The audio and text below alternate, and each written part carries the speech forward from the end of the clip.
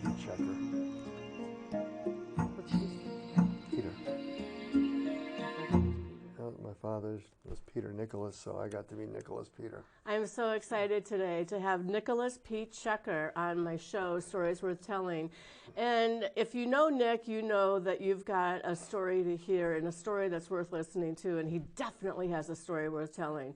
Nick is an amazing historian, just does his research and then brings about these amazing stories. So he's written to date 4 novels and a novelette, and you'll see him about town. He teaches classes, so we have so much to talk about. So welcome, Nick. Let's get started. Oh, thank you. Thank you, Kate. Thanks for having me here. Oh, thank you. Thank you for being here. So you've been published and you've gotten some awards recently, too. What was your most recent award? Oh, well, the award was the grant that I got last year to take my play that was done at the Eugene O'Neill Theater many years ago, Elegy for an Icon, which was about the Pequot War, and it was triggered by the controversy over the statue of Major John Mason.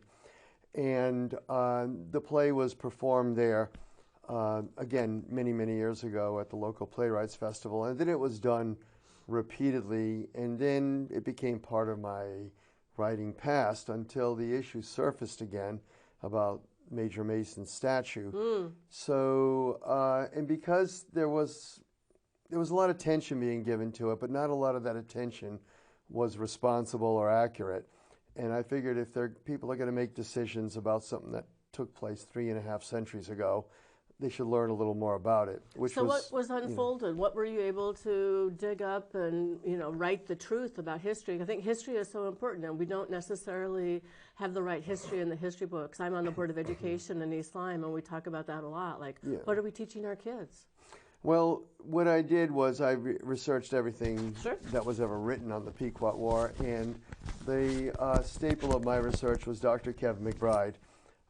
He was the tribal archaeologist for the Mashantuckets for a number of years, the original director of the museum, but most significantly, associate professor of anthropology at the University of Connecticut, where he still is.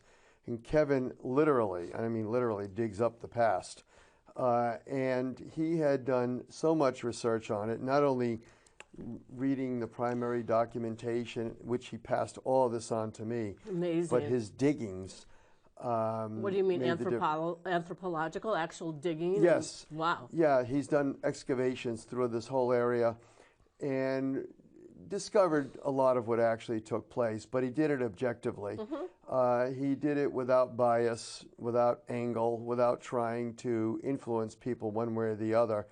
And so I continued in that vein. When I did my research, it was to discover the past, to bring back the ghosts, and to reflect it dramatically in a way that was historically responsible.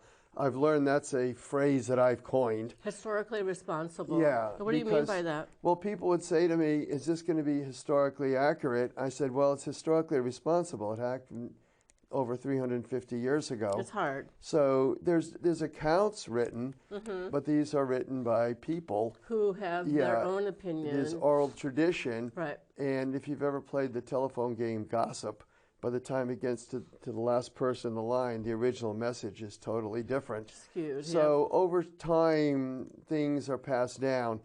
And probably one of the greatest bits of advice I got was the late Chief Sturgis of the Mohegan tribe. And he said to me, all right, kid, because he was a lot older. That's how he talks to people, yeah. Yeah, and I was a lot younger, and he was a lot older. And he said to me, each guy's going to tell you the story the way he wants you to believe it. And he said, having said that, here's our side. And I liked it because he was honest about it. And so, yeah, everybody did kind of tell me their side with an angle that they wanted me to accept. And Kevin basically gave me what the artifacts had to say. And artifacts don't lie. Right. So by being historically responsible, I tried not to take one side or the other. But when I had to create the different factions, for example, with the Pequots in the sachem of the Pequot Sassacus, I had to think like the Pequots might have thought. I had to put my mind in sync with Sassacus. In a cultural, just imagining that you are them. Yeah, and, I had to do that with Uncas of the Mohegans, because one of the questions was he a Pequot trader or a Mohegan patriot? I had to think like John Mason. I had to think like Captain Underhill, whose account of the Pequot War is probably the one that I like the most, because he was the one that spoke of women and children being in the fort. Mason's account kind of left out that little detail. And Lieutenant Lyon Gardner, his account, Philip Vincent, he was like a recorder back then. So through a fictitious descendant of Philip Vincent, I used him as like a narrator in the story. Nice. And so in any case, when the issue resurfaced again last year, I knew I wasn't done with John Mason. And so I applied for a grant to the state of Connecticut, and I said, here's what I want to do. I want to take my old play and adapt it into a solo performer piece. I will play every single role. I would never have thought of that if not for the night that Chaz Palminteri was at the Guard, recreating his solo performer piece that triggered the movie A Bronx Tale. It was originally a play, but it was one person performing all the roles. It became a screenplay in a movie when Robert De Niro happened to be in the audience of this little theater in New York, fascinated by it, told Palminteri, go ahead, write the screenplay, you play Sonny the mobster, I'll direct it, I'll play the kid's father, and we'll do the story from the point of view of the boy. And so that became like a cult classic. It's one of the best, gangster films ever. Well, at the age of 69, I think he's now about 70, 71, Chaz Palminteri, he was on the Guard stage with the vitality and verve of a teenager. Wow. And so having seen that, it was only a few weeks later, I thought, can I do that with my play? Can I turn it into a one-performer piece? That would be me. Play the various roles, which 12 actors played before. So I was awarded a grant because my appeal to the state was that I wanted to put forth a responsible representation of the Pequot War and the burning of the Mystic Fort and Major Mason's role in it, and let the play speak for me. I wanted to say to people, I'm not going to try to persuade you one way or the other. You come watch the performance, and then you think what you will. Right.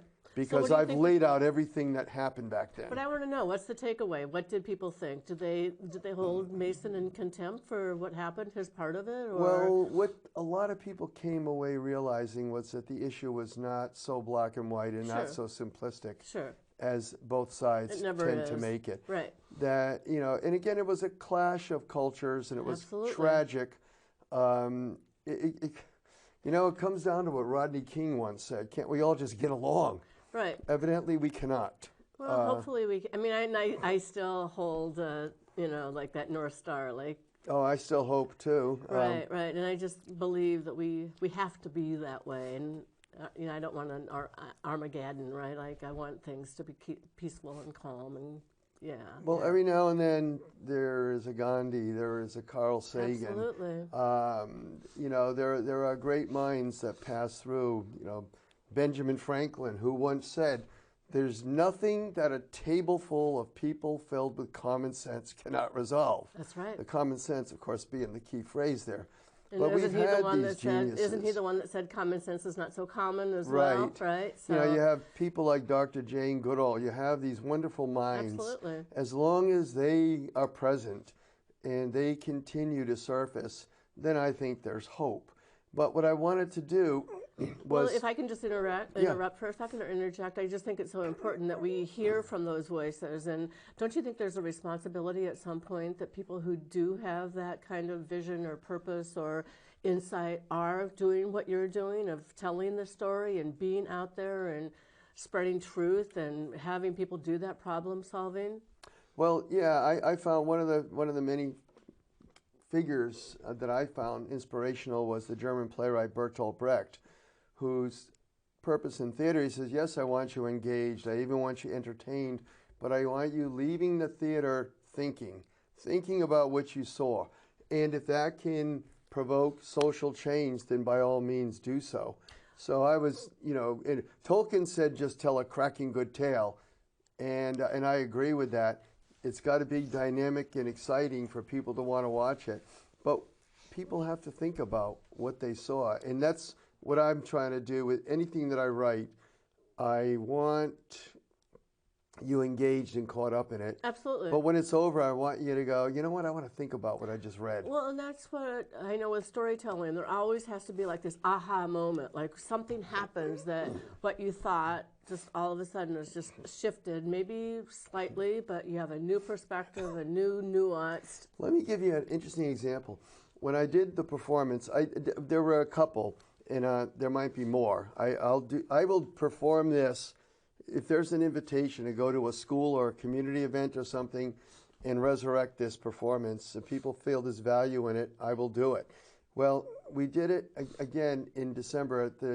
I was hoping to do it in the Guard Mezzanine, but it was all booked. So the Linden Public Library is always open to something. New London's library is amazing. Fantastic yes. library. Mm-hmm. Young gentleman there that is in charge of the events, Tom Kramer. Okay. He's wonderful.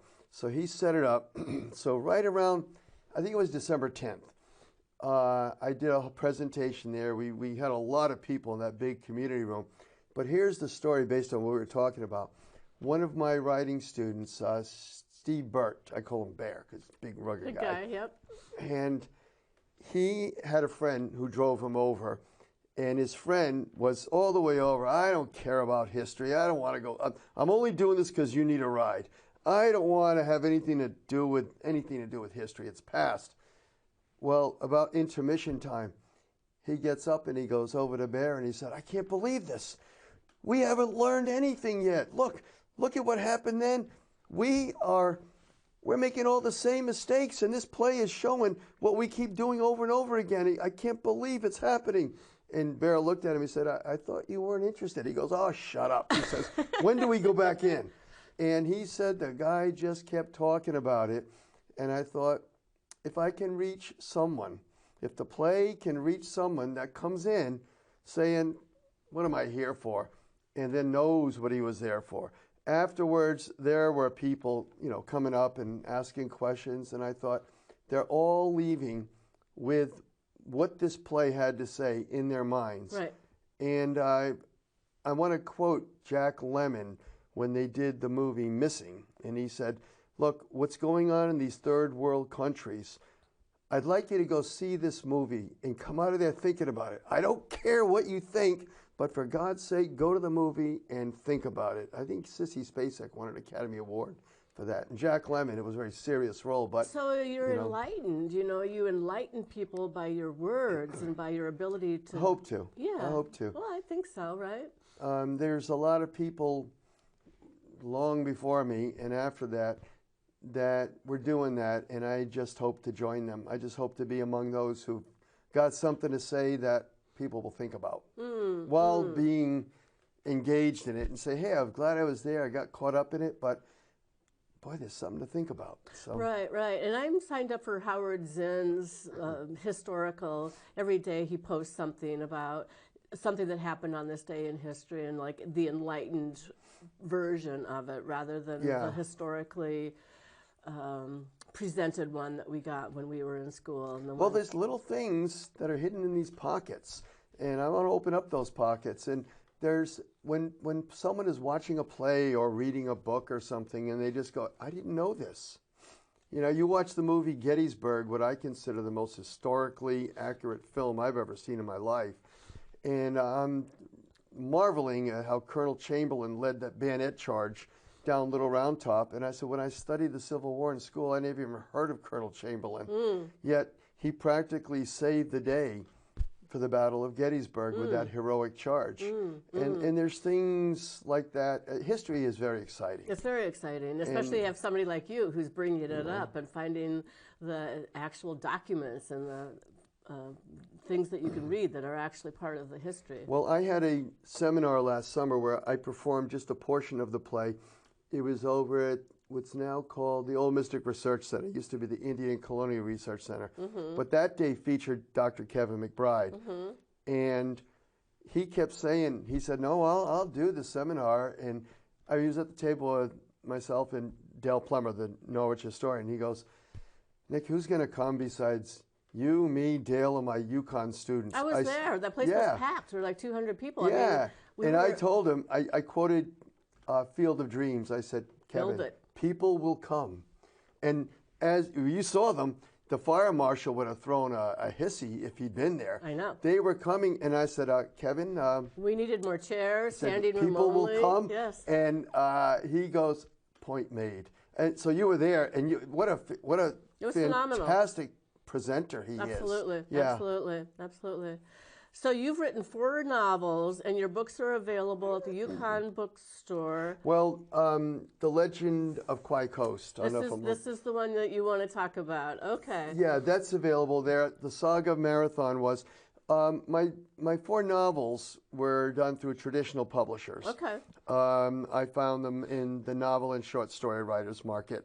And this latest one, there's a New York publisher, a medium-sized house, called the Wild Rose Press, and they're wonderful. They've got a good-sized staff, and when I first sent the Saga of Marathon, I knew that had a really good chance because they had a historical division, and it went very well. That book is going to resurface again. I'm proud of what it's accomplished and what it can, because it deals with Phidippides, who ran from the battlefield of Marathon to Athens, the 26 miles, which is based on the marathon distance.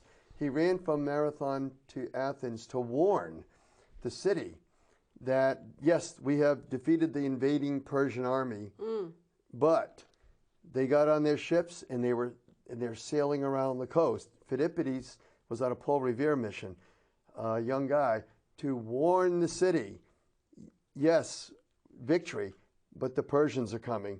And it was to get them alerted to the fact that a force is coming down here and get a standing group together to repel them while the army force marches back. And that was not only the world's first democracy, but if King Darius had in fact succeeded and wiped out Athens, he would have gone through the entire Hellespont, which is what Greece was known as then, and the entire Greek culture, all those great names, Socrates, we never would have heard of them. They would have been either beheaded or sent to Persia, and democracy would have died. There would have, so he was on a mission to save democracy from a despot who was bent on destroying this concept of rule of the people. Now, things haven't changed entirely. So there's a relevance to today's world, too. And the idea that there are individuals out there who do not like free thinking, do not like the idea that the people will make decisions, that an oligarchy doesn't get to determine things for everybody.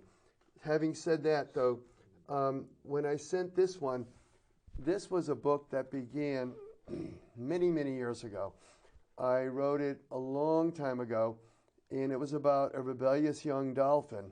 Okay, if I can just interrupt real quick. Sure. The Legend of Kwai Coast, and Kwai Coast is a fictional place. Yes. And it's, if it was in a place, it would be around San Francisco in the Bay Area, right? Yeah. Okay, so go ahead with... It was my way of saying that they're this pod of dolphins.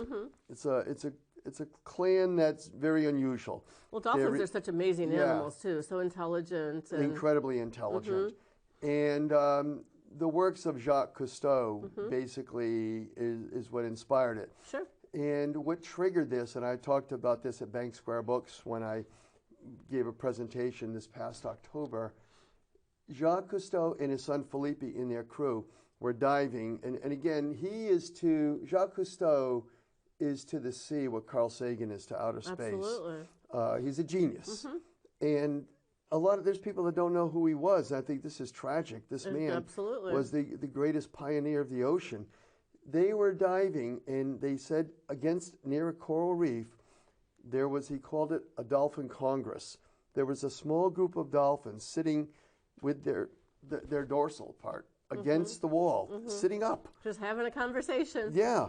and he called it the Dolphin Congress. I love that. And said he had never seen anything like that ever, never saw anything like it again.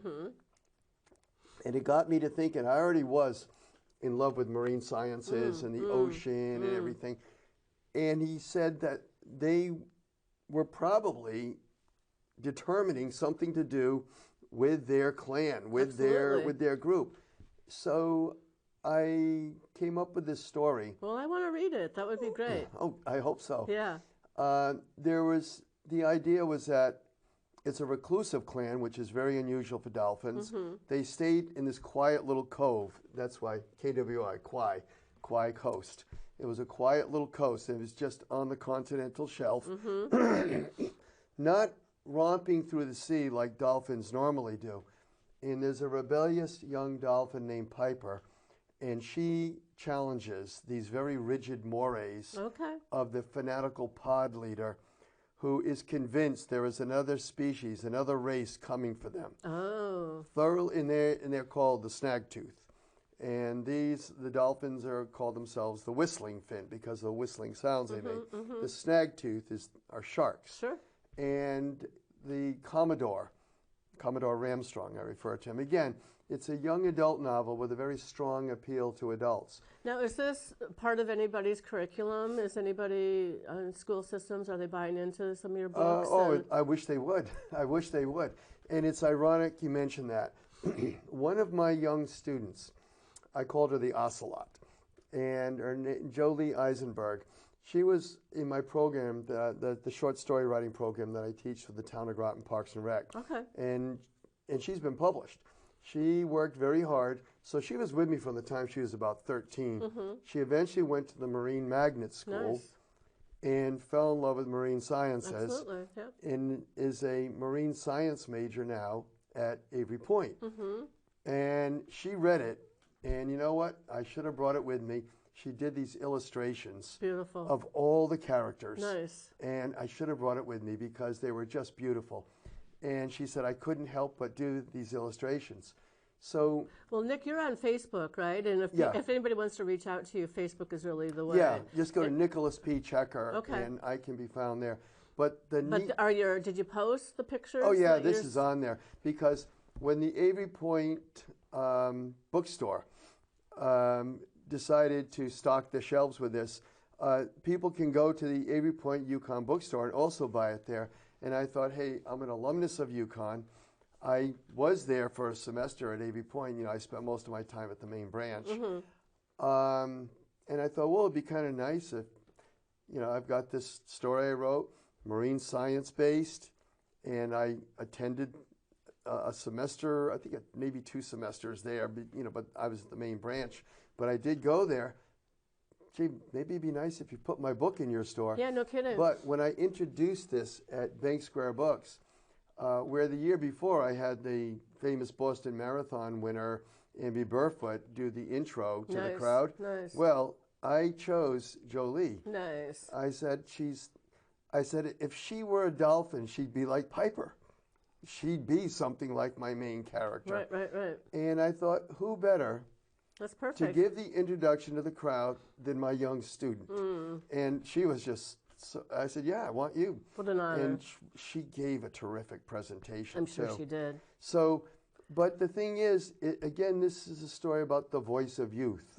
Well, sometimes youth, young adults, they see things from a different lens, and we've been talking about that perception, and it's not all black and white, and just they have insight that we're not aware of because we're so focused on whatever the status quo is, perhaps. So, well, it's something I learned in many younger years, and people say, "What did you learn most from college?" I said, to think, not just to accept what I'm being told, but to question and to understand if what I'm being spoon-fed is actually the truth, which takes me back to Elegy for an Icon.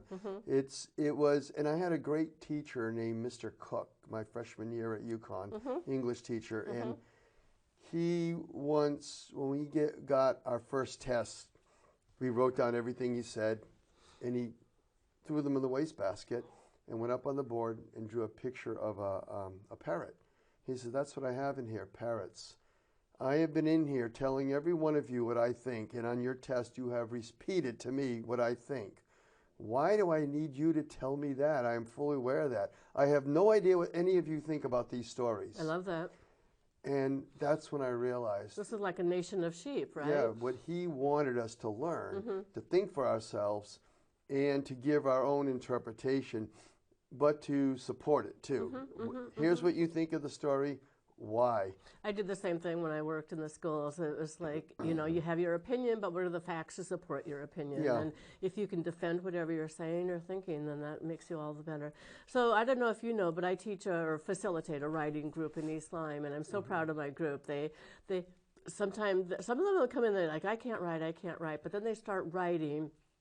And they recall these really, in my opinion, almost sacred images of their previous years as when they were younger, quintessential moments in their lives when one of their children was born or something like that. Why is writing important, do you think, especially for people as we age? How can you speak to that? Well, I think it's important because I ran programs through Learn, and then it was called Project Learn back then. There was a grant I taught in every school system you can imagine here. From first grade, well, right on up through college, these creative writing programs, and you're not only expressing yourself, but you're putting down on paper what you're thinking. You've got a recorded, you've got a record of what you have to say, and you can do it with nonfiction. You can do it in essay. You can do it in poetry. You can do it through stories.